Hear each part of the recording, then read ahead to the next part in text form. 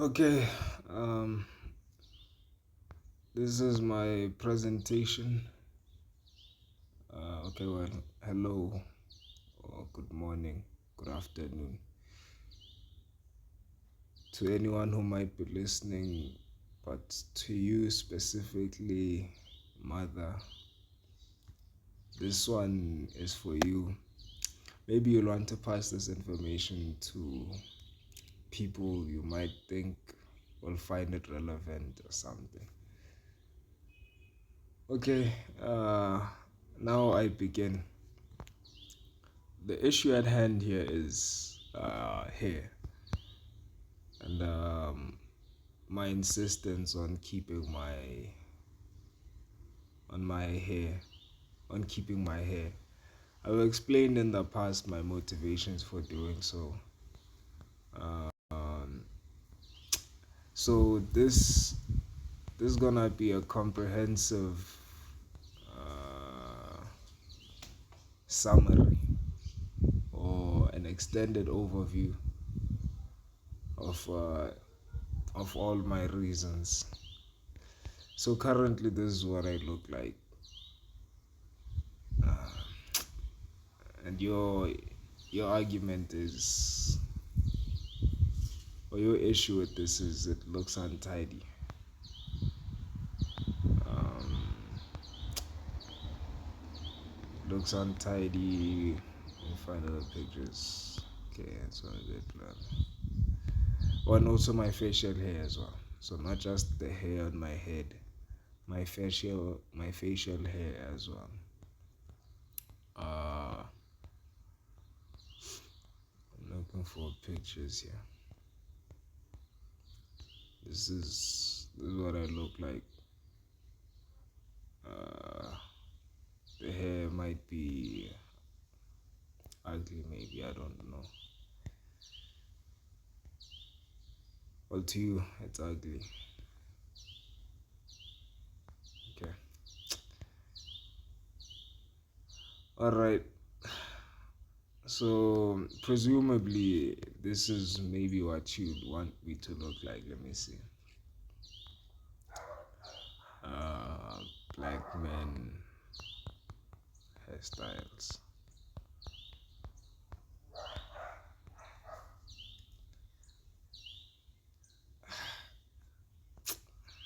Well,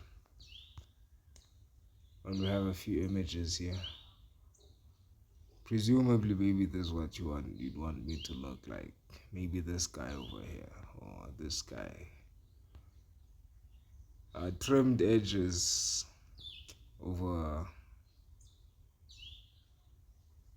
Trimmed edges on the forehead, on the sides of the head, on the face, around the facial hair borders.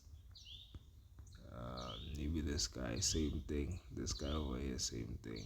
Him too. All of these people, black man hairstyles, and what's more is their hair is trimmed lengthwise as well, so the hair is shorter. Contrast this, or maybe this guy doesn't have any at all. For him, contrast this with me. No trimmings of any kind. No trimmings of any kind. No trimming lengthwise. No trimming over the edges. Uh, no trims over the beard either. No trimming, yeah, no shortening anyway. Maybe, let's see.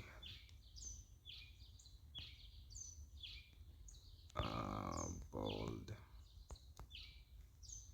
hairstyles, right? Maybe this as well. This cat is bald. This is considered a haircut as well. Maybe him. So this is what you consider to be neat and presentable. And me over here, not neat, or nor am I presentable according to the way you see things. Okay, fine. So I've presented the the contrast between what I do and what perhaps you'd like me to look like, or what you see as presentable. Now, I'm gonna go into the reasoning for why, as to why I keep my hair the way I do. I've said it in the past. Okay. I've said it in the past, I'll say it again, but this time I'm recording it so I never have to get into it again. Okay, I have a couple of screenshots here. It's from the Bible. Um, the Bible is my main motivation for doing so. Because, as you know, I believe the Bible is a recording of why we exist and the history from the time we began to exist until now, and maybe even into the future. Uh, Obviously, it's a religious text with spiritual advice, uh, book of the law.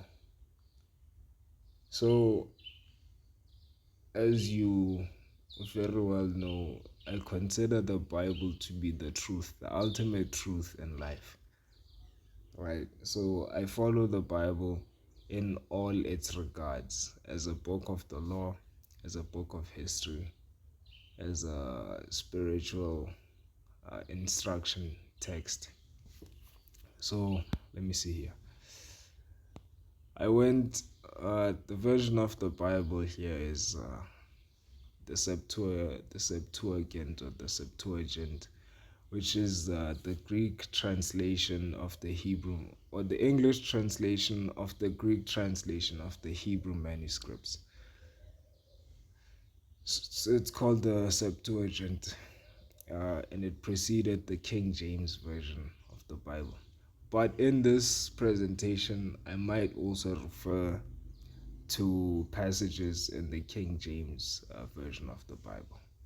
So without further ado, here I go. This is Leviticus chapter 21. And the Ishi spoke to Moses, saying, Speak to the priests of the sons of Aaron, and thou shalt tell them that they shall not defile themselves in their nation for the dead, but they may mourn for a relative who is very near to them, for a father and a mother and sons and daughters, for a brother and for a virgin sister that is near to one that is not espoused to a man. For these one shall defile himself. He shall not defile himself suddenly among his people to profane himself. And ye shall not shave your head for the dead with a baldness on the top, and they shall not shave their beard, neither shall they make gashes on their flesh. Okay, this one is addressed to the priests, right? The priests are the holiest of the people of Israel. These are the people that God sets aside to minister to him and to intercede between him and the rest of the nation of Israel. So these are the priests, the sons of Aaron. They're of the tribe of Levi. Levi is the priestly tribe amongst the tribes of Israel, the Levites. So the idea here is the priests are not allowed to mourn for just anyone, right? They're only allowed to mourn for those closest to them. So the passage, or the line that says, and ye shall not shave your head for the dead with a baldness on the top. and they shall not shave their beard, neither shall they make gashes on their flesh. This is attached to the idea of mourning for the dead. You understand?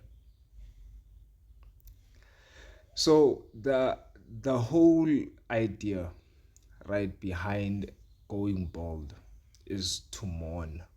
The whole idea behind shaving off one's beard is for mourning. Now, this might depend on cultures around the world as well. How did we as South Africans, as Amaxhosa, as all these tribes of South Africa, come to make baldness as a hairstyle? I don't have that history yet. Maybe I'll research that when I have time in the future. But if I'm a man who is to adopt this culture and make it his own, right? Because that's the whole idea here. So in the past, when Israel still existed, not the Israel of today, the Israel of the past, the real one, maybe called by a different name even. People would go to Israel to worship the one true creator. And if you go to Israel, you do as the Israelites do. When you're in Israel, you do as the Israelites do. So there is only one way to worship God, or there's only one way to worship the Creator, if you consider the Bible to be the truth, right? So the preface is the Bible is the truth of all life. And if that's the case, then there's only one way to worship the Creator, and that's the ways highlighted, or not highlighted, what's the word? Laid out in the Bible. So in the culture of the Israelites, you go bald only to mourn. Now this was the first one. I have other examples here as well. So baldness and the shaving of the beard is attached to mourning. There's more, so stay with me. Wait, there's Leviticus chapter 21. Okay. There's Isaiah.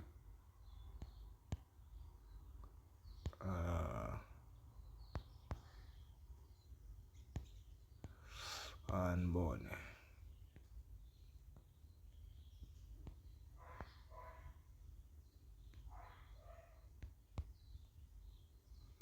Okay, first let me look for this one.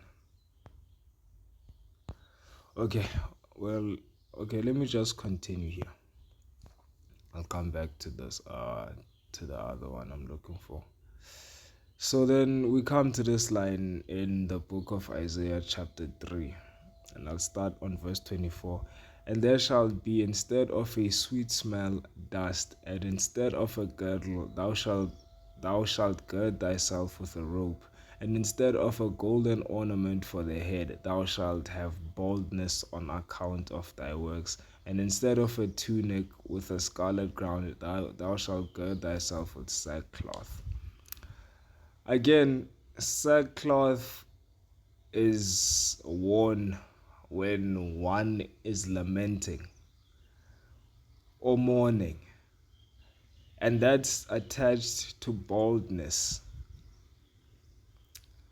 and that's attached to dressing all what's the word, dressing all raggy, sackcloth, girdle with a rope, right? And instead of a golden ornament for the head, thou shalt have baldness. So you can also see the dichotomy between a golden ornament, a crown, right? A diadem, something to decorate your head with. Instead of that, you have baldness.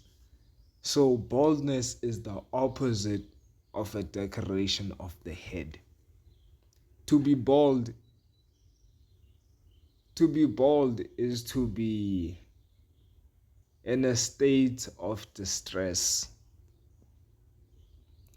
All right, let's continue. And then in chapter 15 here, book of Isaiah still, there's a message to the Moabites. So the promise here against the Moabites is of sorrow and sadness. So from verse 2, grieve for yourselves, right? You grieve when you're sad. For even Debon, where your altar is, shall be destroyed. Thither or thither or thither. Let me find out how that's pronounced quickly.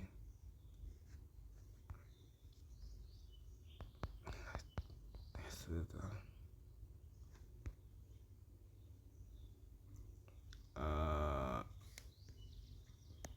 Thither. Or thither. Alright.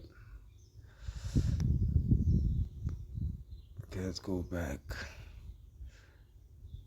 Thither shalt ye go up to weep, over in the bow of the land of Moab. Howl ye, baldness shall be on every head, and all arms shall be wounded. Gird yourselves with sackcloth in the streets, and lament upon her roofs in her streets, and in her ways. Howl all of you with weeping. Again, baldness is attached to weeping and grieving and sackcloth. The message here is to the Moabites: grieve for your cities, because calamity is come upon you. Gird yourselves with sackcloth and go and cry in the streets, because judgment is coming from the Creator. So baldness again attached to sadness, sorrow, grieving, mourning. Okay, more of this book of Isaiah, still chapter 22. This one's against the Israelites. And the Ishi of hosts called them in that day for weeping and lamentation and baldness and for girding with sackcloth. All right.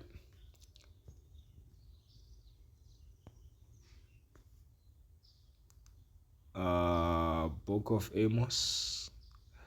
And I will turn your feasts into mourning, and all your songs into lamentation, and I will bring up sackcloth on all lawns, and baldness on every head, and I will make them as the mourning of a beloved friend, and those with them as a day of grief. Baldness is for those who mourn for a beloved friend, and for those who prepare for a day of grief. All right.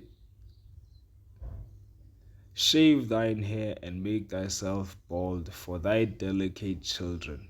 Increase thy widowhood as an eagle, for thy people are gone into captivity from thee. In the book of Micah chapter 1. Shave thine hair and make thyself bald for thy delicate children. Increase thy widowhood. To go bald is to engage, or is to initiate oneself into widowhood. It's for a griever. You go bald, you are grieving for something. That's the idea behind it.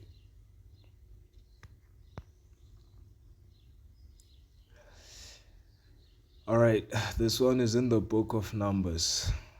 And if one should die suddenly by him immediately, the head of his vow shall be defiled, and he shall shave his head in whatever day he shall be purified. On the seventh day he shall be shaved.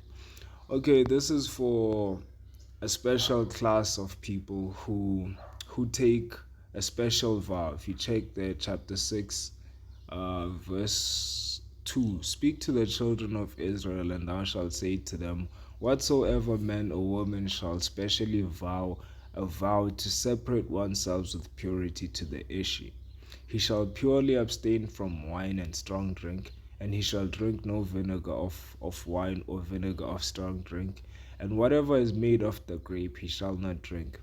Neither shall he eat fresh grapes or raisins all the days of his vow.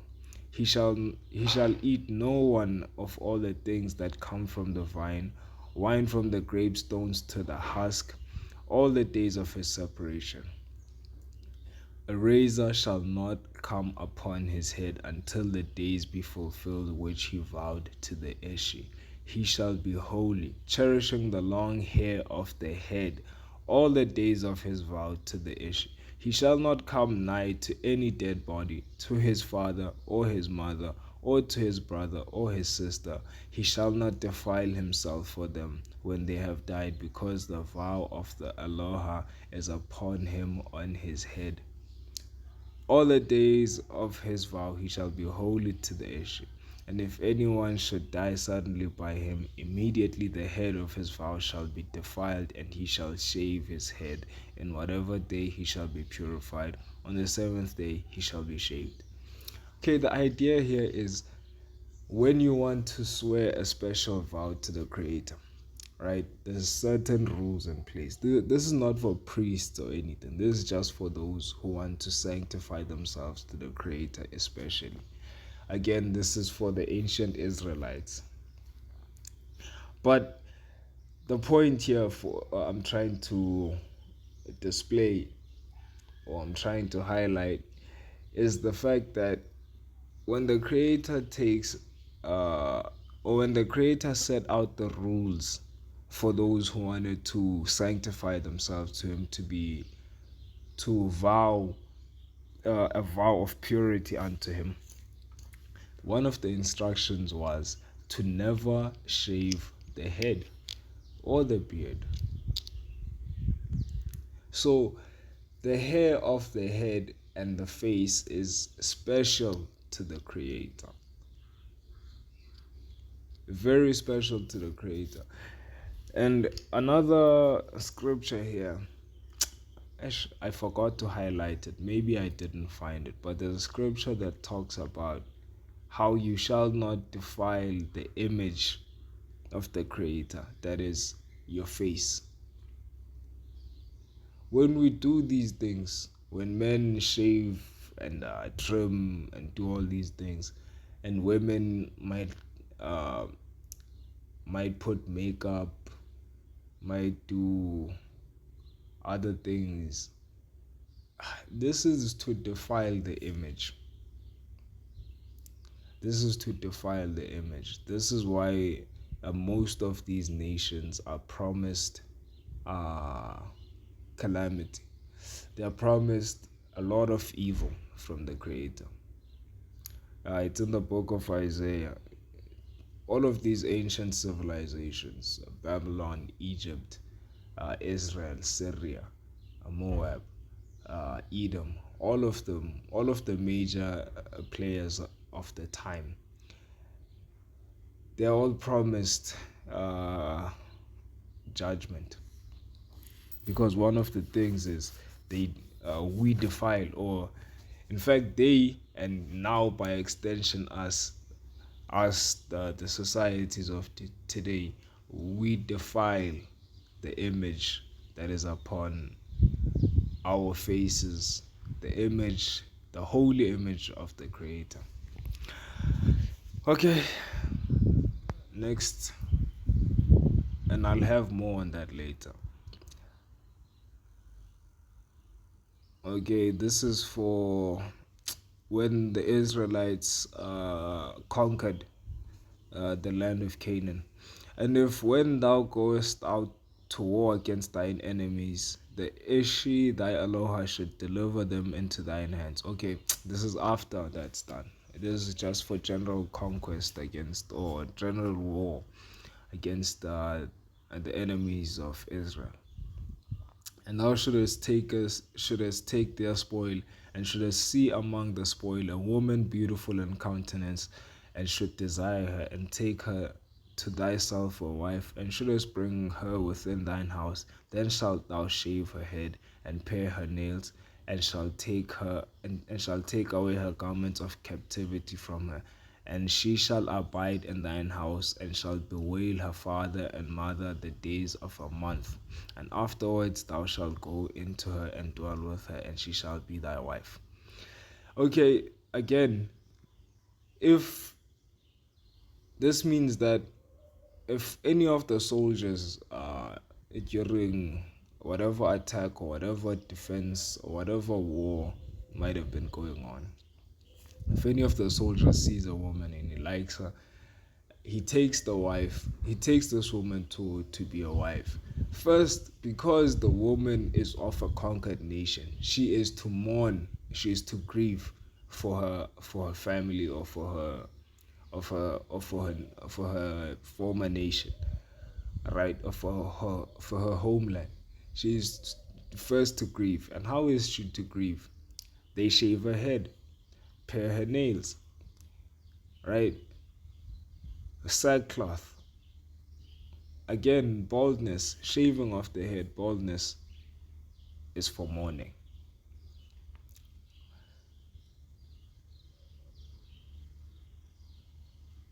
Okay, this is a special example. The story of Samson in the Bible. Samson was special in that from the time he was in his mother's womb, he was sanctified, right? So remember the vow from before for those who wanted to vow purity and sanctify themselves to the Creator. Well, Samson was, or that vow, I don't know if I can say he took that vow before. Well, in any case, he was sanctified by his parents, by the Creator, before he was even born. And all the days of his life, he had his hair. And this hair was holy to the Creator. Okay. Then he told her on his heart in verse 17 there. And he said to her, a razor has not come upon my head, because I have been a holy one of the Eloha from my mother's womb. And if then I should be shaven, my strength will depart from me, and I shall be weak, and I shall be as all other men. And Delilah saw that he had told her all his heart, and she sent and called the princess of the Philistines, saying, come up yet this once, for he has told me all his heart. And the chiefs of the Philistines went up to her and brought the money in their hands. And Delilah made Samson sleep upon her knees, and she called a man, and he shaved the 7 locks of his head. And she began to humble him, and his strength departed from him. So this particular detail isn't even in the King James Version, which is why I prefer to read older versions. Samson had 7 locks upon his head. Now, let me see.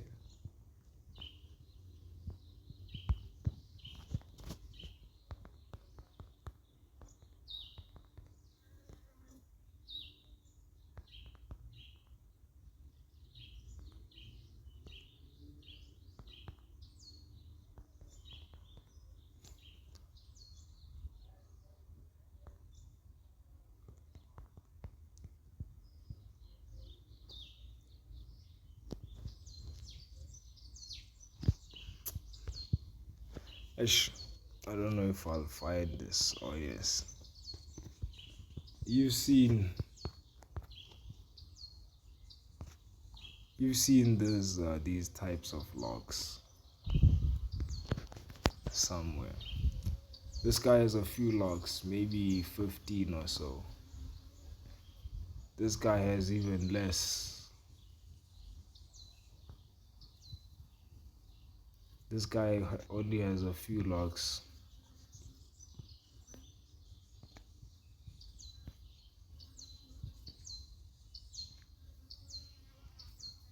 Him too. That's where the P.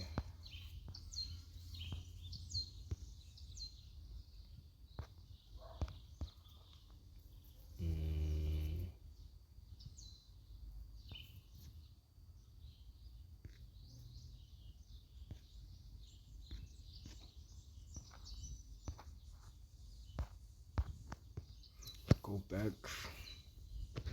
See him. Okay, he has quite a few.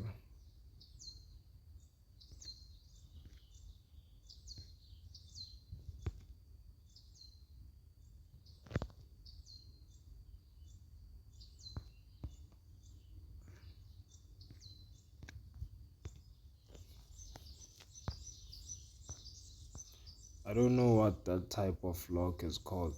Okay, look at this guy over here. This guy might have only maybe even less than 10 locks. Him too, he might have like this guy. He might have less than 10 locks too.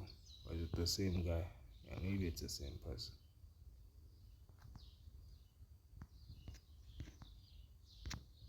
Let me see. Is it?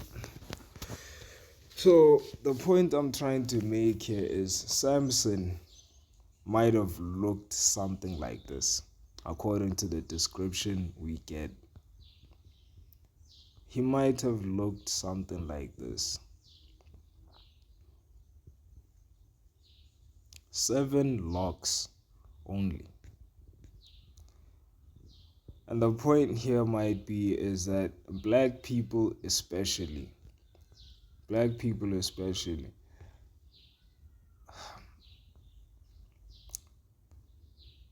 hair is especially because there's also the idea that the afro or the black person here, it has the least amount of recessive genes. There's a white fellow. He's got dreadlocks too. Oh, he's got locks too.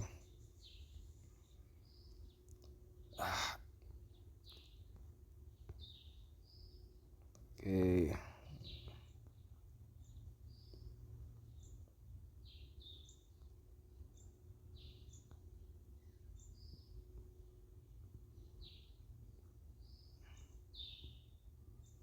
A white lady too.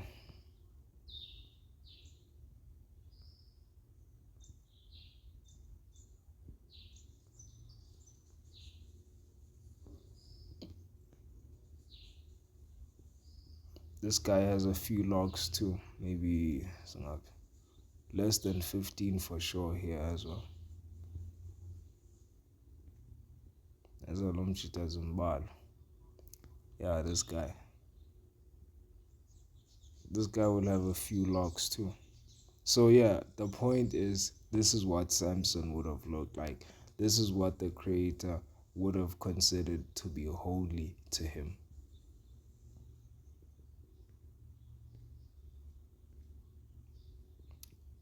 Maybe him too. Okay, so a very special example of the sanctity or the holiness of one's hair. Okay, next. Okay, and Anon took the servants of David and shaved their beards and cut off their garments in the midst as far as their haunches and sent them away. And they brought David word concerning these men, and he said to meet them, for the men were greatly dishonored. Shaving, having your beard shaved in another land by another king, and being sent back to your land was considered a great dishonor. Having your beard shaved in general is a great dishonor. So Job arose and rent his garments and shaved the hair of his head and fell on the earth and worshipped.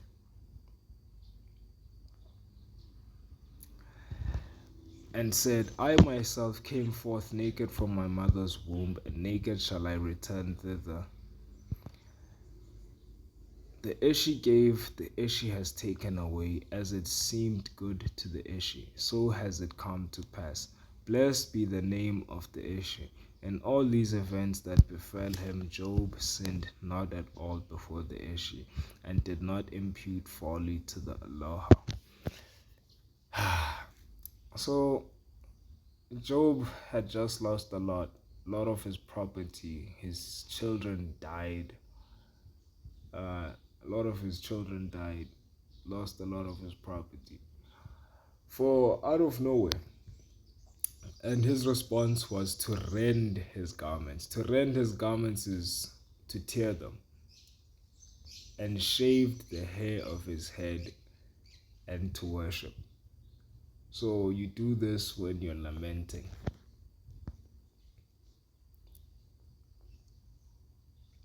Behold, the days come, saith the issue, when I will visit upon all the circumcised their uncircumcision, on Egypt and on Idumea, on Edom and on the children of Ammon, and on the children of Moab, and on everyone that shaves his face round about, even them that dwell in the wilderness. For all the Gentiles are uncircumcised in the flesh, and all the house of Israel are uncircumcised in their hearts.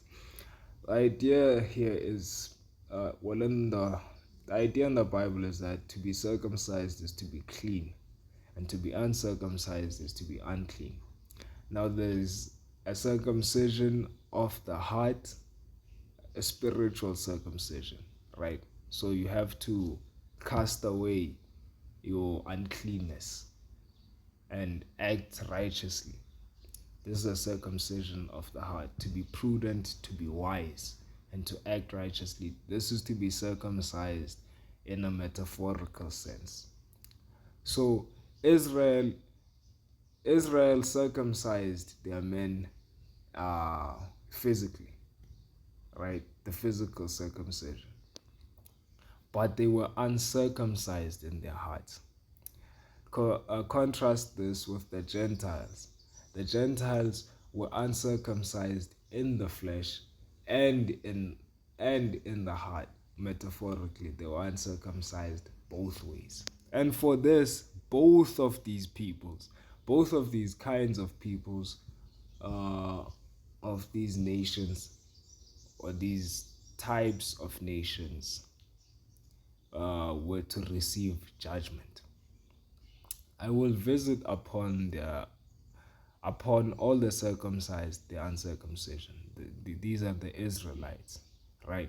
They may be circumcised, but they act like they're not. They act like they're not. And the idea here is on everyone that shaves his face round about. If you are a nation of people that shaves your head round about, if your culture shaves your face round about, you are in trouble. Because the trimming of the face and the shaving of the face is for rebellious people, the people who rebel against God, against the Creator, the Almighty.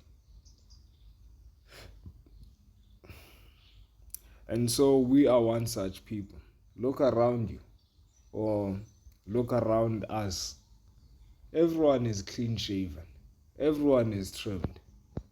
But look at the suffering we go through. We may be clean, or we may be in quote unquote, we may be clean, quote unquote, according to what society and you, mother, deem to be clean, right? Clean shaven, trimmed, presentable, right? But look at all the suffering we go through for it. Hey, I mean, go to the slums, go to the rural areas, and look at all that suffering that our people go through, but they are still clean shaven. Nobody executes righteous judgment. Only a few people keep their facial hair and their hair on their head. And for that very reason and much, much more, we will continue to suffer. Everyone that shaves his face round about, and even them that dwell in the wilderness, behold, your uncircumcision will be visited upon you.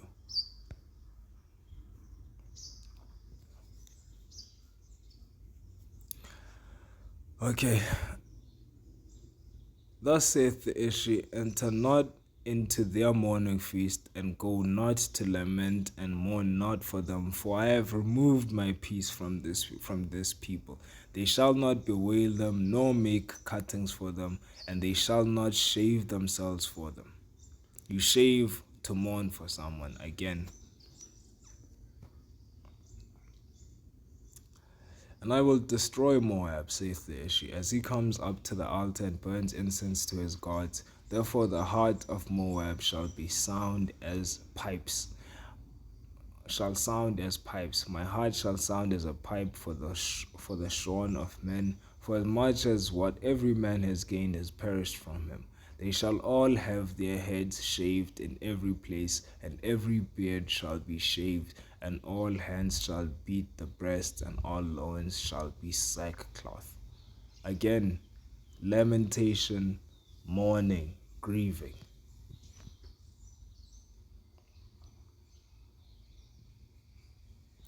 Okay, here. And thus saith the Ishi, chapter 32 is important. Thus saith the Ishi, Aloha of Israel, take the cup of this unmixed wine from mine hand, and thou shalt cause all the nations to drink to whom I send thee, and they shall drink and vomit and be mad because of the sword which I send among them. So I take the cup out of the Ishi's hand and cause the nations to whom the Ishi sent me to drink. Jerusalem and the cities of Judah, and the kings of Judah and his princes, to make them a desert place, a desolation and a hissing. And Pharaoh, king of Egypt, and his servants, and his nobles, and all his people, and all the mingled people, and all the kings of the Philistines, and Ascalon, and Gaza, and Acharon, and the remnant of Azotus, and Idumea, and the land of Moab, and the children of Ammon, and the kings of Tyre, and the kings of Sidon, and the kings in the country beyond the sea, and Didan, and Thyaman, and Ross, and everyone that is shaved round about the face, and all the mingled people lodging in the wilderness, and all the kings of Elam, and all the kings of the Persians, and all the kings from the north, the far and the near, each one with his brother, and all the kingdoms which are on the face of the earth. All who are shaved round about their face. These are the nations that the Creator hates. Never mind the fact that Jerusalem and Judah is counted amongst them. It's because these people strayed from the path of righteousness laid by the Creator and started to behave like these other nations. These people were hated from a long time, and now they added to their ranks the holy nation of Israel. These people that shave their face round about.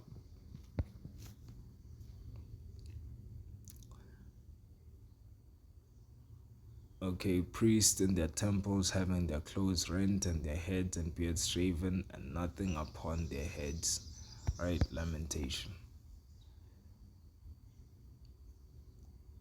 Okay, we've seen this one. Okay, this one is from the mucusless diet healing system. So here it says at the bottom there, no one of Western civilization knows what genuine love vibrations mean from a body with clean blood composed of such ingredients that produce electric currents and static electricity sent out and received by wireless hair. See what I have to say about that in the rational fasting. Okay, so in the mucusless diet healing system, the author says that men who are unshaved, who are shaven men, whether it be off the beard or off the head, will produce an inferior offspring. This is his idea because you are incomplete. And I tend to agree because think about what the removal of one tooth does to the body. The removal of tonsils, like small stuff like that. Things that you might look at like, okay, it's one small item in the body. But these things in reality throw the body completely off balance. This is nature. You are produced, we are created as we are. The hair grows naturally. To cut the hair off is to set the body off balance. Uh, the author of this book has more ideas, and we'll get to them now. In fact, let me go there. Okay. In fact, I think I might need to open this text because there's an extended uh,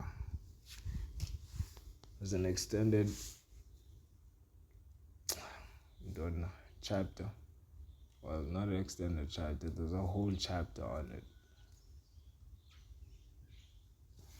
Okay, rational fasting.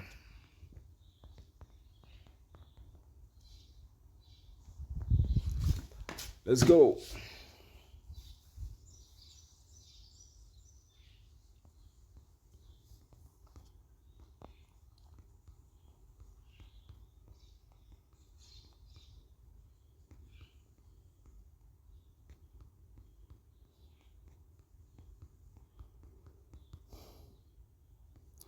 Okay, we come to this chapter here, the preservation of the hair. Reasons for becoming bald and gray. Since you have a problem yourself, so this one will also be relevant to you. I sent it to you in the past, but it's fine. Okay, I come now to the most important and most striking symptom of the growing old, the falling out and getting gray of the hair, to which I must devote an entire section because its appearance generally causes the first and greatest worry and pain over the coming of age, and because hitherto science has stood baffled in the face of this problem. So, at some point in our lives, when we become old enough, we start to go bald involuntarily, because old age has come upon us. There are people out here who go bald voluntarily. Think about this. What is baldness to a man but the growing old of the body? Does it make sense that we should mimic the appearance of our old age as youths? I feel this is stupid and I will have no part in it. Okay, I continue. The modern cutting short of the feminine as well as the masculine hair on the head and the alarming expansion and earliness of baldness have accustomed even an artistic eye so much to this appearance that we no longer become conscious of the fact of how seriously the aesthetic and harmonic figure of humans are disturbed by the voluntary and involuntary hair decapitation. Hair decapitation. To decapitate is to cut one's head off, right? To decapitate is not a good thing. And this is what we do. This is indeed what we do to our hair when we cut it off. Whether you're just trimming off some of the length or you're trimming off the whole length, you are decapitating your hair. And Mr. Everett here says, we have been accustomed to this, but it's really, the appearance of this really isn't a good thing. If you take a look at it critically, and you will see that this shit just doesn't look right. It just doesn't look right. But the fact that we're used to it, we don't see that. The aesthetic and harmonic figure of humans, of man, is disturbed by the voluntary and involuntary hair decapitation. Humans who are not only intellectual but also are an aesthetic product of nature, the crown of creation, are being robbed of the splendid crown of their heads. The hair is the crown of the hair, and this is repeated in the Bible as well. It goes back to the image, the holy image of the Creator. They could be called living skulls, these beardless, colorless, and expressionless heads of today. Yeah. Just imagine the most beautiful woman with a pate. Uh, Actually, I'm busy with something at the moment. I'll see you later. They could be called living skulls, these beardless, colorless, and expressionless heads of today. Just imagine the most beautiful woman with a pate. Where is the man or woman that would not turn away with horror? Or a fashion spot of today, hewn in marble. In addition to that, the mustache, shaped geometrically and angular or trimmed off entirely, then the modern clothing which distinguishes itself from that of all centuries by the greatest insipidity. And this we find beautiful. Reasons for which the present day man gets his beard removed and his hair cut down to a minimum length. So, what Eret is saying here is all aspects of man's appearance. The way in which modern man conducts his appearance, from the way we dress, the way we shave, everything we do, it just isn't right, and it's set apart from all centuries, from okay, not all centuries, all eras past, because today we take the ugly and insist it is beautiful.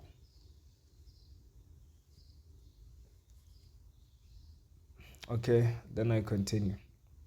The lack of beauty, the lack of beauty and therewith the unesthetic appearance of hair and beard has become so general that in course of time the need of shaving and the use of the clipper have come as a matter of course.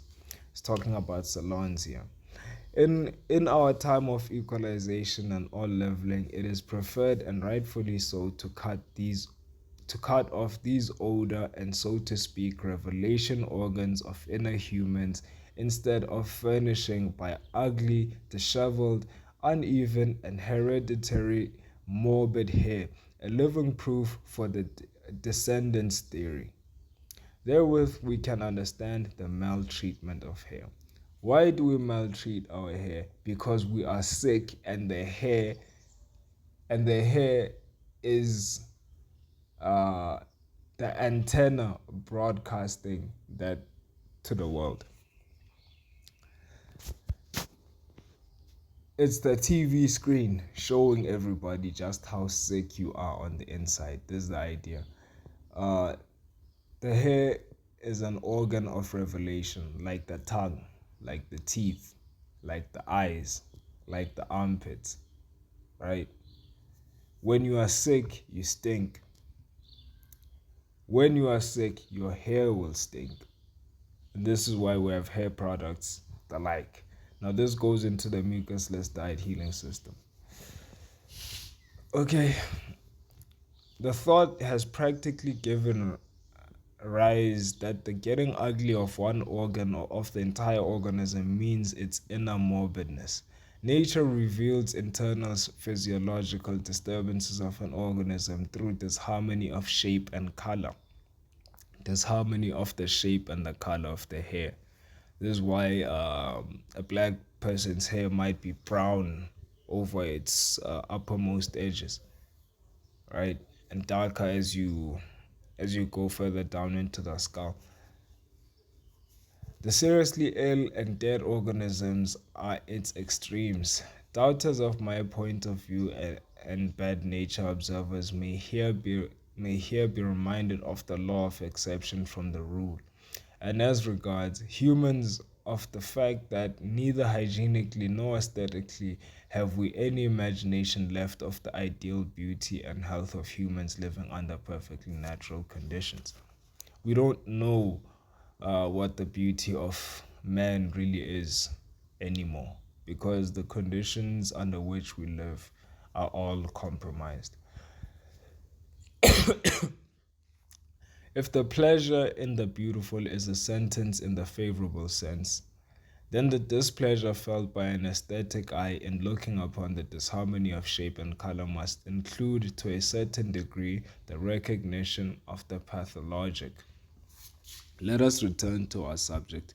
We know that medical science is powerless as regards baldness, and that cosmetics and chemistry of tonics have failed to produce even a single new hair. I have already called the hair, especially of the human head, the older organs of the body, which are to conduct away the exhalations of the human body. Everybody knows that sweat is produced first of all on the head and in the armpits, and that with this sweat, especially on sick people, is connected a disagreeable odor. Dr. Yeager calls disease somewhere stench. This, with exceptions of course, seems to me correct insofar as I am able to pronounce on the basis of many years' observation and experiments the following fundamental uniform conception of disease. Disease is a fermentation and decay process of body substance of surplus and unnatural food material, which in course of time has accumulated, especially in the digestive organs, and which makes its appearance in the shape of mucus excretion. Why is our hair ugly? Because we are sick. Sweat begins over the head and under the pits, the armpits. That's where sweat begins. And what is sweat? Sweat is an elimination. Your sweat carries with it toxins, rejected substances that your body doesn't know any other way to expel. That is, it means in the last instance nothing but the chemical decomposition, the decay of cellular albumin. As is well known, this process is accompanied by stench. While nature combines the originating of new life with fragrance, the building of plants, properly, humans in a perfect health should exhale fragrance, particularly so with their hair. Poets are rightfully comparing humans with a flower and speak of the hair fragrance of a woman. I therefore recognize in the hair of the human a very important organ which, aside from protective and warmth regulating purposes, has a highly interesting and useful destination: to conduct away the exhalations, the odor of healthy and sick people, which reveal to experts and acute noses not only individual qualities but even certain disclosures as regards the inner state of health or sickness of a human.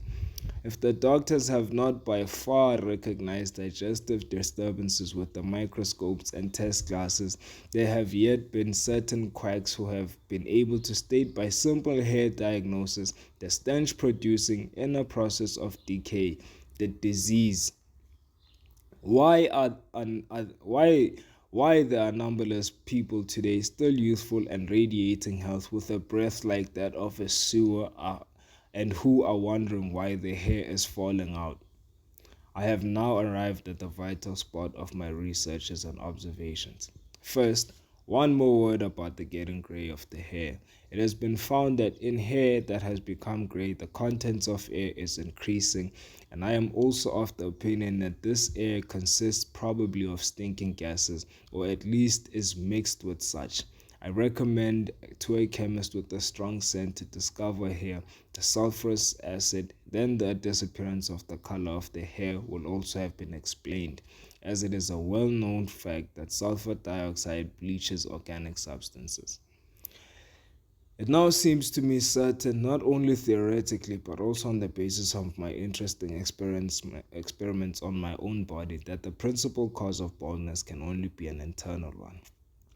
If through these odor tubes, or so to speak, gas chimneys of the head, there must be constantly discharged stinking, corroding gases, very probably impregnated with sulfur dioxide instead of natural fragrant odors, we must not be surprised if the hair together with its roots becomes deathly pale, dies off, and falls out. Herewith, I claim to have recognized the reason for baldness and to have shown the true way for its cure. I add that about 10 years ago, when I was afflicted with chronic inflammation of the kidneys, combined with a high degree of nervousness, my hair had become very gray and fell out. After having been cured of this serious disease by a dietetic treatment, I saw that at the same time the gray hairs disappeared and that my hair grew into perfect profusion. If, therefore, the main cause of baldness lies in the disturbance of digestion and interchange of matter, it can certainly be cured by regulation of these functions. It can be said that even the absolutely bald heads may again take hope on the basis of my discovery, after all the tonics have failed and must fail. The reason is that the cause is not external and therefore cannot be got at externally. Whoever sees their hair falling out or whoever is already bald and wishes to regenerate in this direction may apply to me for advice. There is no general internal remedy, and whoever has understood me will appreciate the individualization is necessary in every case.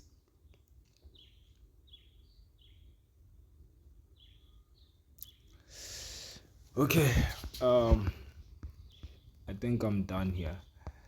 But another important point I didn't emphasize is the fact that he says, I, therefore, recognize in the hair of the human a very important organ.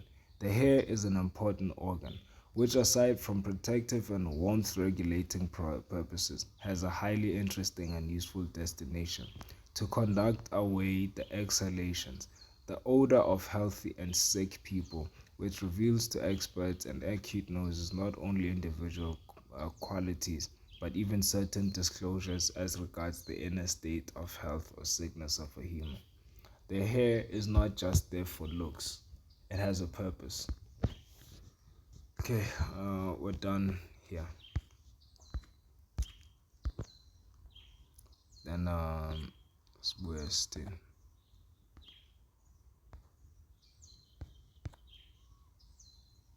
Okay, one last thing is that the atmosphere is electrical. We know this. Okay, not last thing, second last, I guess. Let me see. The atmosphere is electrical. Here's a video. Demonstrated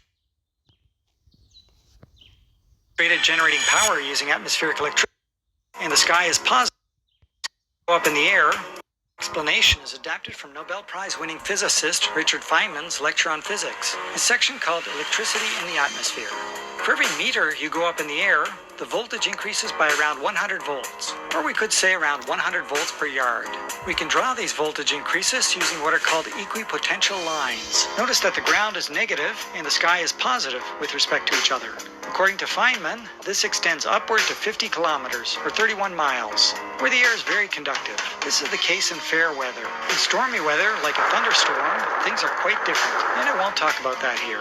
But if this voltage exists between your head and the ground, why don't you get a shock? The reason is that your body is a good enough electrical conductor that standing on the ground, you're basically a part of the ground. The equipotential lines would look like this. There's still effectively 0 volts between the top of your head and ground. Similar effects happen with trees, buildings, and so on. What about the electric current? The downward electrical current exists and consists of positive ions. Molecules are clumps of matter that have a positive charge. These ions are moving slowly toward the ground. The current density from these ions is very small, around 10 microamps, or 10 picoamps, crossing each square meter or yard every second. So in any small area, there's not a lot of power. And that's the explanation about atmospheric electricity adapted from Feynman's lectures. To take advantage of this atmospheric electricity, we electrically connect one end of a wire to the ground and lift the other end up into the air. In our case, we got good results at around 120 meters. Okay, that's enough. The idea was to show We got good results at around. The idea was to show that the atmosphere has electricity and has a downward flowing current. The higher up you go, the more positive the charge. The closer to the ground, the more negative the charge. Right? So this goes back to this right here. at the very bottom means from no one of Western civilization knows what genuine love vibration means. From a body with clean blood composed of such ingredients that produce electric currents and static electricity sent out and received by wireless hair. The hair also receives static electricity currents. If it receives electricity currents from the body, the hair also receives electricity currents from the atmosphere. Now in the book of Daniel, let me see, book of Daniel. Okay, in the book of Daniel here we have chapter 7, I think verse 9. I beheld until the thrones were set, and the Ancient of Days sat, and his raiment was white as snow, and the hair of his head as pure wool. His throne was a flame of fire, and his wheels burning fire.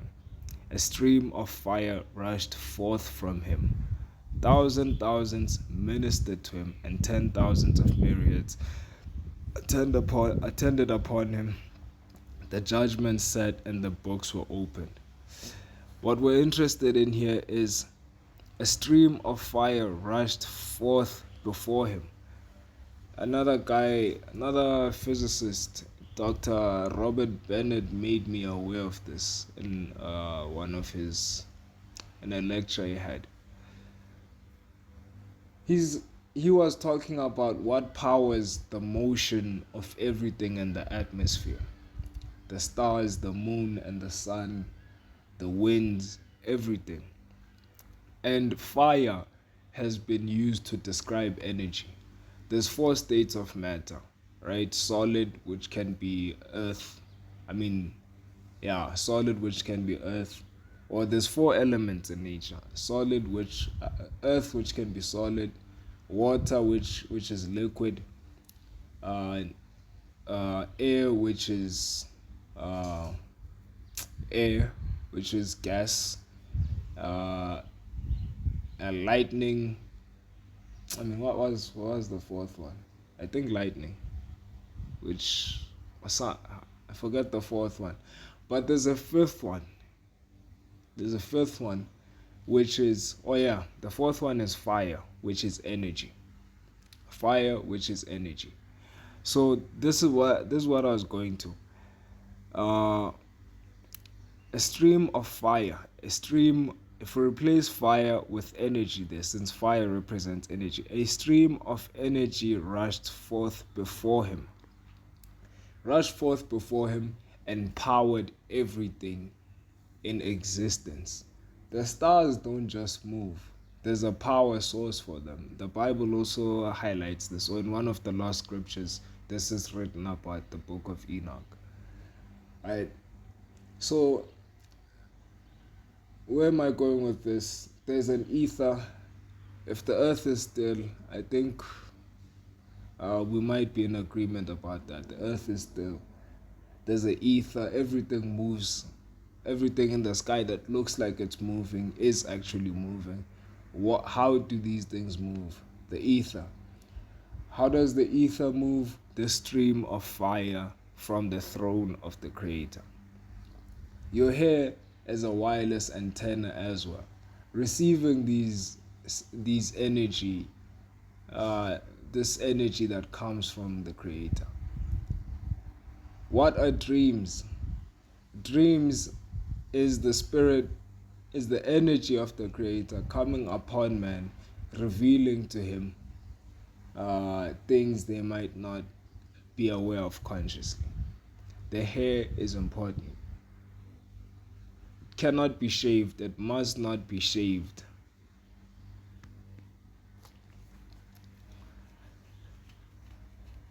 Okay, last one.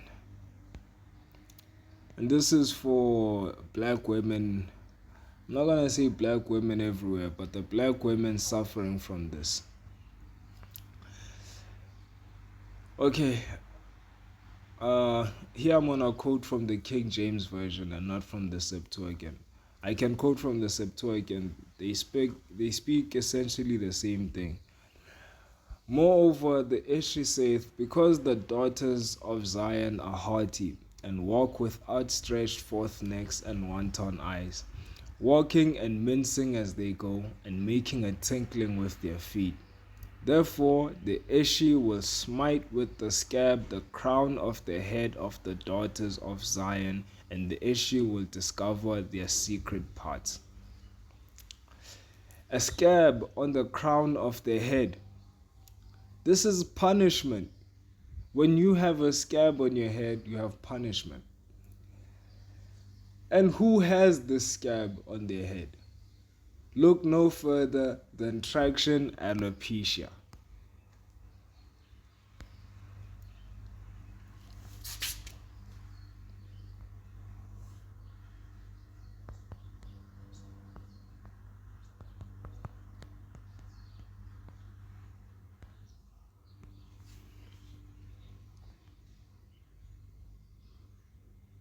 Type of alopecia, hair loss caused by chronic pulling force being applied to the hair.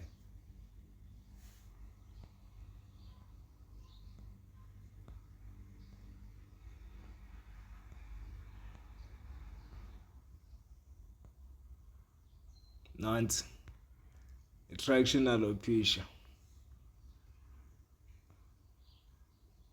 In fact, you don't even need to go to Google. You see this every day. Who is this? This is us.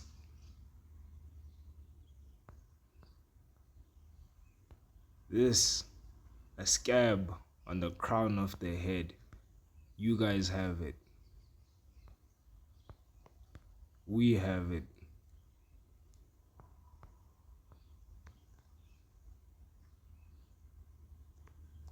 There.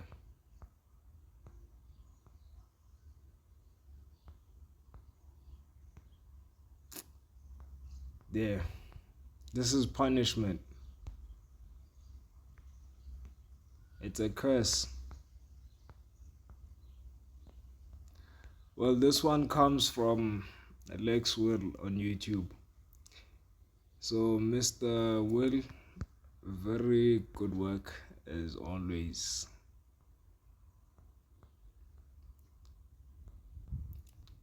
The scab afflicting black women everywhere, or maybe not everywhere.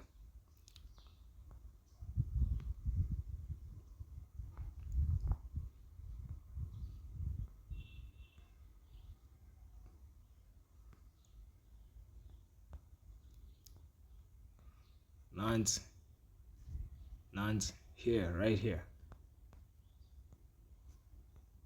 Right there. She has it too.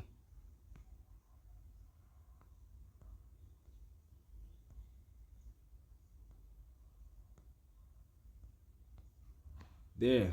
Where do you see this? We all know where we see this. Right here. Right here. Receding hairline. Traction alopecia. A scab on the crown of the head. You guys have it.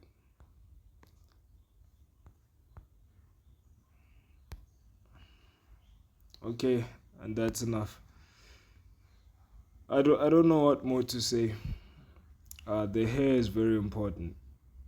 Cherish it, love it, and praise the Most High, praise the Creator of all for the experience that is life. Yeah, return to His ways. Live righteously, all of that.